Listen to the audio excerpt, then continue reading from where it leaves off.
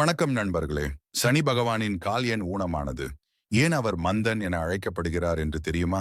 ராவணன் மிகப்பெரிய சிவ பக்தன் மட்டுமல்ல, சிறந்த ஜோதிட நிபுணரும் கூட.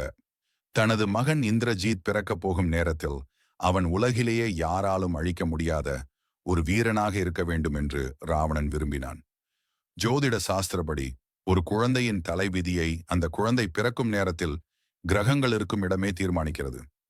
ராவணன் தனது தவ வலிமையால் நவகிரகங்கள் அனைத்தையும் கட்டுப்படுத்தி வைத்திருந்தான்.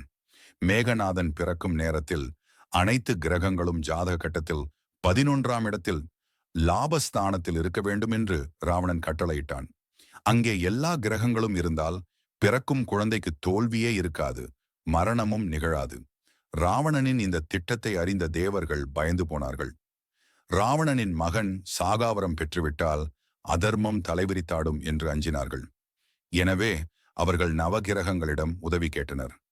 ராவணனுக்கு பயந்த மற்ற கிரகங்கள் அமைதியாக இருக்க சனி பகவான் மட்டும் ஒரு தந்திரம் செய்ய முடிவு செய்தார். மேகநாதன் பிறக்கும் அந்த துல்லியமான நொடியில் மற்ற கிரகங்கள் ராவணன் சொன்னபடியே 11ஆம் இடத்தில் நின்றன. ஆனால் சனி பகவான் மட்டும் தனது ஒரு காலை மெதுவாக நீட்டி 12ஆம் இடத்திற்கு விரயஸ்தானத்தில் மாற்றிக்கொண்டார். ஜோதிடப்படி 12ஆம் இடம் என்பது இழப்பு, மரணம் மற்றும் அழிவை குறிக்கும் இடமாகும்.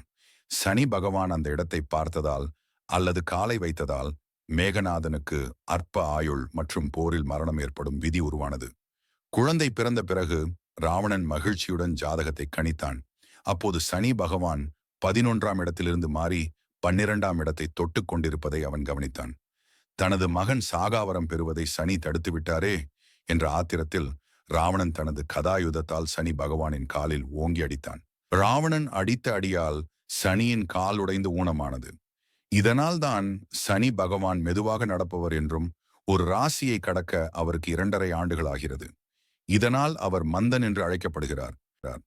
சனி தனது நிலையை மாற்றியதால் இந்திரஜித் எவ்வளவு பெரிய வீரனாக இருந்தாலும் அவனால் அமரனாக சாகாதவனாக இருக்க முடியவில்லை. இறுதியில் இராமாயண போரில் லக்ஷ்மணனால் அவன் கொல்லப்பட்டான். சுருக்கமாகச் சொன்னால் ராவணன் விதியை வெல்ல நினைத்தான். ஆனால் சனி பகவான் விதியின் வழியே நின்று அதை தடுத்தார். விதியின் முன் ராவணன் தோற்றுப்போனான் என்பதை இக்கதை உணர்த்துகிறது. இந்த கதை பிடித்திருந்தால் ஓம் சனீஸ்வராய என்று கமெண்டில் பதிவிடவும்.